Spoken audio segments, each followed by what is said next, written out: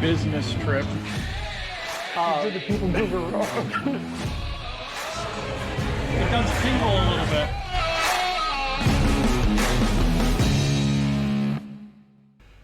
What's going on, everybody? It's Matt with the DPI podcast. Over on the other screen over there is Peter with Princess and the Mouse Disney Travel, and it is top 3 time.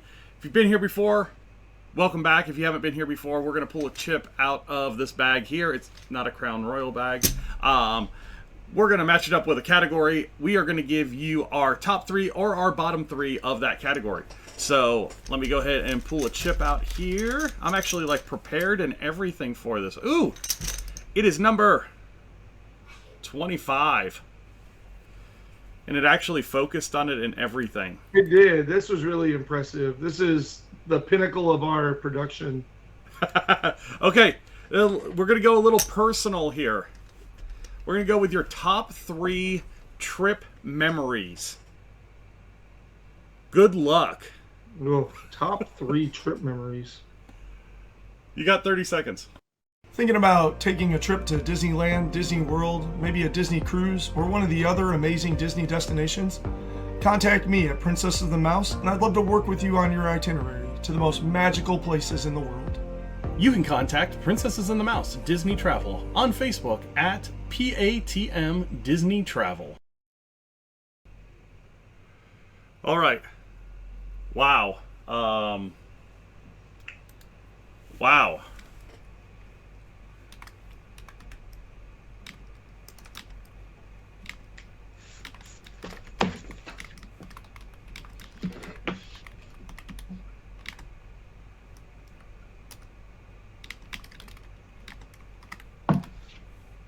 You okay? Yeah, I'm trying. So I know 2 and 1. 2 and 1 are no doubters. All right, I'll start with number 3 so you have time to think. Yeah, I'm trying to think of number 3 here. Okay, I'm gonna cheat on number 3. You always do. Well, here's why. Okay, so let me just tell you my number 3. Okay? So my number 3 inevitably happens at least once a trip, which is why it's my favorite thing, but pinpointing a specific day, a specific location, a specific trip is not possible. But at least once per trip, at least, if not more. It might be a lot of times it happens during fireworks, a lot of times it happens while watching a parade, a lot of times it might just happen when we're just sitting at a table in Epcot, enjoying a sampling of some food from booths. It might happen while we're at Oga's Cantina, but at some point, at least once per trip, I will just get a rush of I can't even describe it. I will just get an overwhelming wave of just satisfaction and joy as I'm holding my daughter and watching a parade, or have my arm around my son as I'm watching the fireworks, or we're sitting at Oga or sitting out next to the lake in Epcot, wherever it is. At least once per trip, I will get this just sheer calm and contentment and peace and joy for my family being around me and being in this moment together and being fully present together. And I know that's kind of cheating, but that is one of my top 3 favorite Disney memories, is that every trip, that experience will happen at some point. There's ups, there's downs, there's highs, there's lows, but there is just a moment where my heart is as full as it can possibly be as a dad. Yeah. Spending time with my family. It's that escape. When you finally hit that escape where everything else is just gone, and you've hit that moment where you can be fully invested in that moment. Yeah, and if you want me to give 3 other things, but I'm happy to do that. If you want to give your 3, and then I'll give a different 3. No. But that is why I keep going back. And people who don't get that, don't get it, and there's nothing I can do to possibly describe it to them. Yeah. I mean, and I know exactly what you're talking about, because there inevitably sometime during our vacations, I get that same feeling where it's just kind of everything else is kind of left. All that worry, everything that Walt wanted the parks to be for happens. And it's an awesome feeling. It's an awesome feeling. No, that's a good one for the top three, because I think if you're doing Disney right, you get to that point at some point in every trip. If you're looking at Disney as a chore, as something you have to do, you're probably never going to get to that point, because you're always worried about something. So yeah, no, I get what you're saying. I get what you're spitting there. All right, my number three. So my number three is, we spent Christmas Day at Magic Kingdom. And it was a surprise trip. We spent Christmas Day at Magic Kingdom. It was the coldest Christmas in Florida in 20 years. I think it's still been the coldest since. It was all of like 37 degrees in Florida. You don't pack for Florida in 37 degrees. Luckily, we had our Disney sweaters with us, our Christmas sweaters with us, that we figured we were going to wear in the morning and just strip off. And no, we're throwing stuff under it. We've got jeans on. We're trying to find stuff that we can layer under our jeans. It was frigid cold. But we did park open to park close. I mean, this was during COVID, so they had the restrictions, so it wasn't terrible. But at park close, they stopped doing the dream lights for COVID, but we took a strand of Christmas lights, and one of my battery packs has an outlet on it that we could plug the Christmas lights in, and we did pictures with the kids with Christmas lights in front of the castle when it was doing the new projections. And I think that's one of the coolest things that we've ever thought of and ever pulled off at the parks. So that is my number three, is we did Christmas photos with Christmas lights in front of Cinderella Castle on Christmas Day. So we're all Christmased up. Yeah, So- that is definitely a good one. I had a similar experience. My daughter and I went down for a birthday trip for her, and we wore a pair of sweatpants and a hoodie to the airport, and that ended up being what we wore the whole trip. Yeah. Because we packed, like, I looked at the forecast and I was like, oh, but 50 in the Florida sun will still feel good, so we're good with shorts. And no, because it wasn't Florida sun. It was like 50 and overcast the whole day. And it was windy, so it was like real feel 42. And I'm like, oh my God. Yeah. No, I completely understand. Okay, let's go ahead and let's get to our number twos. Okay, so for my number two, it is going to be an actual specific memory. And again, if you want me to do my number, do we need to do a number three? Was mine just a teaser to the entrees? No. I think your number three is good, because I think that's a really good point to bring up for people that are planning Disney vacations, that you have to get to that point. If you aren't getting to that point where you actually escape and get away and it's actually a vacation, it's not a vacation and you're not doing it right. So no, I think your number three was fine. Okay, so my number two, my number two and one could be like interchangeable. Honestly, they're just both such primo memories to me. But I'm gonna go with my number two.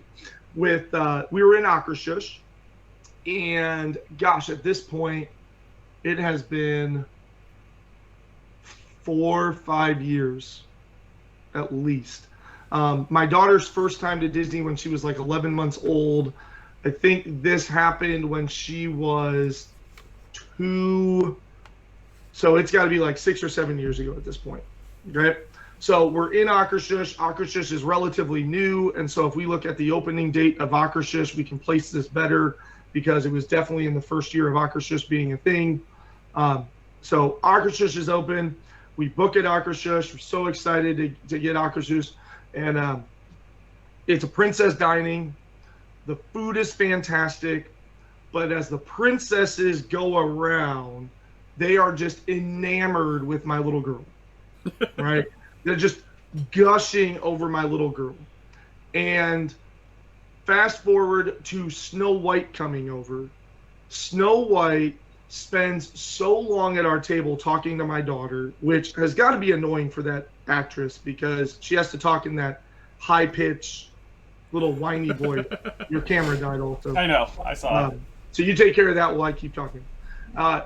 So Snow White spends forever there, and then as she is leaving, she kisses my daughter's forehead and leaves a big old red set of lips right there on my daughter's forehead. And fast forward years later, and we're there again, and we're going to meet Snow White, and Addie goes, "Oh, she kissed me here." Like, as like a 5-year-old, she remembered this like 2-year-old memory, and that right there, like the remembering of it and the thing, the original event, just have grained themselves as like when she remembered that Snow White kissed her on her forehead, and when Snow White kissed her on her forehead, like a little yellow ball spit out of the thing, and it was bright and it was vibrant, and it got sent into the offshoot. Like, it was just, that's an Inside Out reference for those of you that, well, call you a fake fan. Yeah. You should have, not to be insulting, but like do better. So yeah, that is going to be my number 2. It was such an amazing memory, and it was relatively early on in our Disney journey because we really started to go to Disney when my daughter was like 11 months old, and she is turning 9. So we have been hard going to Disney for 8 years now. Mm-hmm. And that was relatively early on in it. And it was one of those things that like, I'm going to keep coming back. My number 1 is also right around that same time frame. So yeah, my two are separated a little bit. So my number 2, October of 2018. And this trip was the first big trip that I've ever booked by myself. So first big family vacation. It was like the all out, we're gonna do everything that we can, spend a ton of money. And one thing that we did is we did the family portrait session at Magic Kingdom.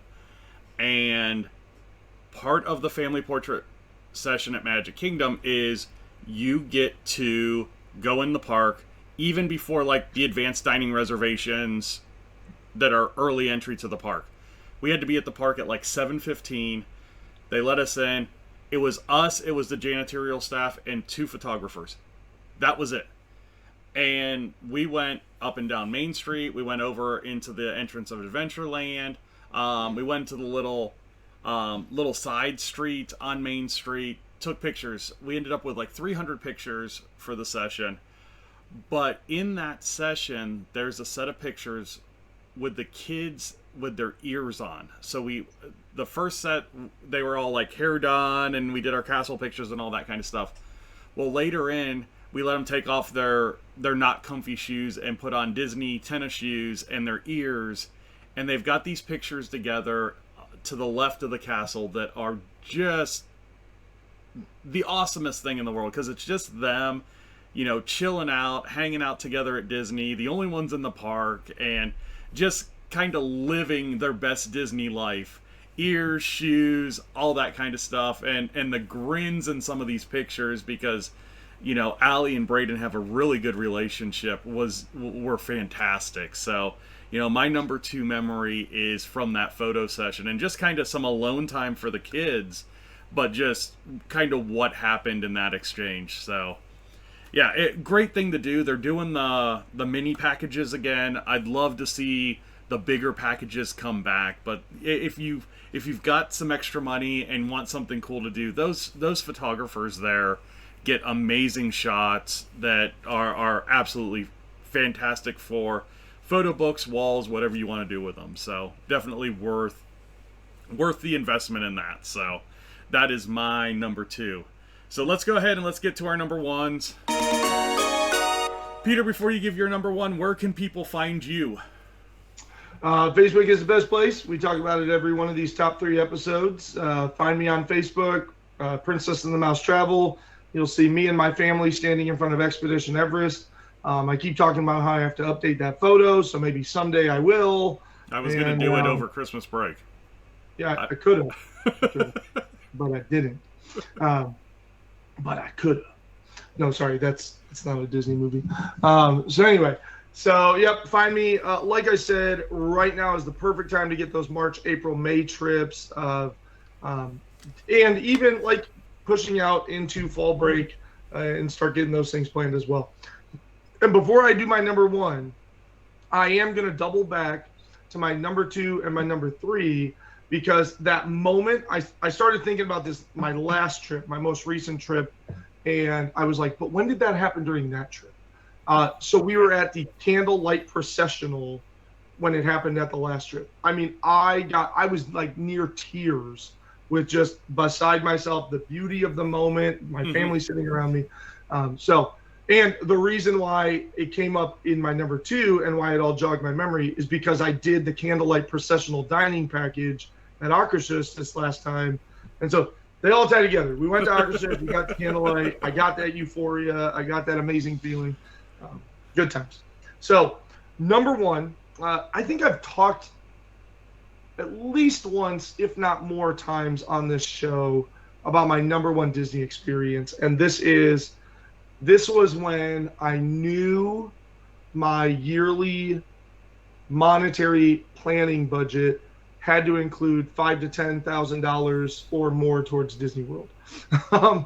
Was when it's around the same time, so somewhere around 2018-ish, 2019-ish, during one of those trips, my kids, especially my son, really big pin traders. We're in Animal Kingdom. We're waiting for our free Fast Pass return time. Just to steal a part from earlier in the show. He's not bitter at all. No, he's fine. So we're waiting for our free Fast Pass return time to Expedition Everest. And we have like 15 minutes to kill. So my son says, let's pin trade. I say, absolutely. We pin trade with the cast members inside of that shop. We start walking around. If you're familiar with Animal Kingdom, outside of that shop, outside of Everest, it's pretty slim pickings. And so we're walking kind of around that little central island where they have the monkeys, up that side chute to go to Kali River Rapids. There is a janitorial member standing there. And we just go up and say, hey, do you have any pins? She goes, no, sorry, I don't carry pins. I normally do. I'm so upset that I didn't carry them today. Oh, man. I go, yeah, it totally makes sense. It was earlier on in the day. It might have been like right when Flight of Passage opened, to where we had already done that. I don't know, all the nitty-gritty details of all of this. But I remember interacting with this cast member. In fact, her name was Patrina. Yep. So the cast member's name was Patrina. And I remember going back, like the next trip, going to Animal Kingdom and saying, hey, is Patrina working today? They said, yeah. I found her and said, hey, I just wanted to thank you again for this amazing experience. So her name was Patrina. It's been like 6 years and I remember this cast member's name. So she says, no, I'm so sorry. I normally carry my pins. Are you doing anything right now? I was like, we have like, I don't know, 15-ish minutes where we're just, if we don't get this, we're probably just going to go sit in that little amphitheater waiting for this. And she goes, okay, hold on a second. She goes over her radio and she just starts calling people's names out. And I'm not making sense of any of this. And she just boom, boom, boom, boom, boom, just like rattling off these names. And they're responding. And I'm not really hearing all of it because she kind of takes a few steps away to not be rude and all of that stuff. And she kind of steps back over to us after I hear it all. And she goes, so if you have a little bit of time, follow me. I go, okay. So we're just like, shooting stuff, walking.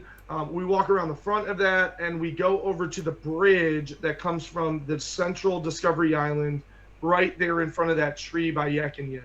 Right. Yeah. So that's the bridge that we're at. Right by, now it's Feathered Friends in Flight, the Up Bird Adventure. So back then, whatever, it was not that. When we get there, there are easily 10 custodial staff members standing lined against the side of the bridge, all of them holding their little flap thing filled with pins, and they're just holding it out as my son walks down each and every single one of them, doing whatever trades that they want to do. At the end of this line is a dress clothes, like, you know, Florida casual dress clothes individual who is clearly a custodial manager. And he goes, "Hey, I want to trade with you too, but I don't actually want any of yours." And he reaches in his pocket and he pulls out like an official like $12 pin and goes, "Yeah, I found this earlier and I was waiting for the right kid to give it to, and you're that guy." And like hands him this pin. He says, "I don't," my son like immediately starts to give him one. He's like, "I don't want any of yours in return, bud. Just have an amazing day." We're talking to this manager this whole time while my son's slowly working his way down this line of pin trades. And this guy's asking us like, "How often do you come here?" And I'm like, "Oh, we just started coming recently. We've realized how much we love this place." He asked us things like, "What are your favorite, you know, what are your kids' favorite things? Where are you staying?" You know, all of this stuff. And we're just having a casual conversation. I don't think anything of it. So if that experience wasn't amazing enough, we then go through our whole day and we get back to our room at the end of the night. And on my son's bed and on my daughter's bed, there are Rice Krispie treats and you know, Mickey suckers and a stuffed animal of, I think it was Baymax for my son and maybe Ariel for my daughter, and like all of this stuff just like sitting on their bed. And that experience, I will never forget that experience. And it is the reason why I continue to go back to Disney time and again. And I'm so glad that the Make Magic is starting to come back, because it was completely ripped away from these cast members during COVID. It was. I'm so excited that cast members are able to start pin trading again, because cast members want to make the magic. Like, and that's what has been very much missing 2020, 2021, 2022. The cast members were, and the cast members will tell you this too, they were starting to get jaded and upset because they can't interact and have the same amazing experiences with the guests that they used to be able to. Correct. They were feeling more and more like they're just coming in, punching a clock and getting a paycheck. Yeah. And that's not what working at Disney is about. That's not what going to Disney is about. So I hope they continue to enable the making magic moments for them. So clearly something came in through the chat, Shannon. Peter's kids got all that. We can't even get adjoining rooms at Pop Century when we requested a year in advance. She's not wrong. It was like 6 years ago, though. You know. All right. No, yeah, you've talked about that a couple of times, and that's fantastic. And it goes back to the cast members are the ones that make the magic. I mean, my number one is a cast member. You know, it was our first trip right out of the gate. You want a hook, line, and sinker a family. This is how you do it. So Disney, pay attention. Yeah. So we had a travel agent do our trip. It wasn't the greatest plan in the world. Not me. Yeah, not Peter. Not Peter. Caveat, not me. It was before I became a travel agent. Not me. So this would have been 2013. And daughter was about 2.5. 2013? Yeah, 2013. And so we have this big long trip. We went to Universal. We went to SeaWorld. We did days at Disney. All this kind of stuff. We didn't do Magic Kingdom until like the 4th day we were there. That's how weird this trip was. So the night we're at Magic Kingdom, we do Royal Table. We are the last reservation at Royal Table. Last reservation at Royal Table was at 10:15 or something, and you check in a half hour before. So we check in right before the fireworks. And then you go into the little downstairs room and you're waiting to get your picture with Cinderella, and the fireworks start. So we get our picture with Cinderella and we're kind of watching the fireworks out the back stained glass of this little room at the bottom of Royal Table, and Cinderella walks over. And we start talking, and she's talking to my daughter. I'm holding her up, so we're watching the fireworks together. Wishes was a 15-minute-ish show. Other than Cinderella saying bye to a couple of families as they left, my daughter and Cinderella had a 15-minute conversation prior to us going up to eat at Royal Table. My arm was about to fall off, but I was not going to let my child drop any in this conversation. And it was everything from, why isn't your prince here? Well, he's doing paperwork over in the other buildings. And I mean, a 2-year-old talking to Cinderella for 15 minutes. I mean, it was the greatest thing in the world as a dad. And like I said, it was a cast member that took the time to find somebody and make magic happen. I mean, just like in your story, it was the same thing. A cast member went above and beyond what they would normally do and just made you feel like you were the only ones there. That's what the Cinderella did for us.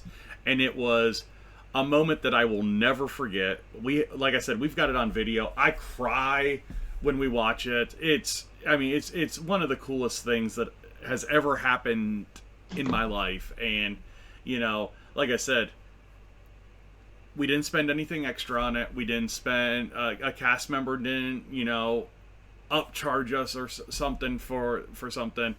It just happened. They came and it happened, and it was organic and it was awesome. And in the end, that's what the Disney experience is about. Is these cast members go out of their way to make kids and families feel special. And it helps you get away from the normal BS that you're going through day to day. And it's that escape. It's that place to come to kind of get away from the rigors of the real world. And if it's adding to your rigors of the real world, just step back and let the magic happen. So, Peter, great top 3, man. Hey, thanks for checking us out today. Don't forget to hit those like and subscribe buttons to help out the channel. Also, if you're looking for some more Disney content, check this out. I think you're going to like it.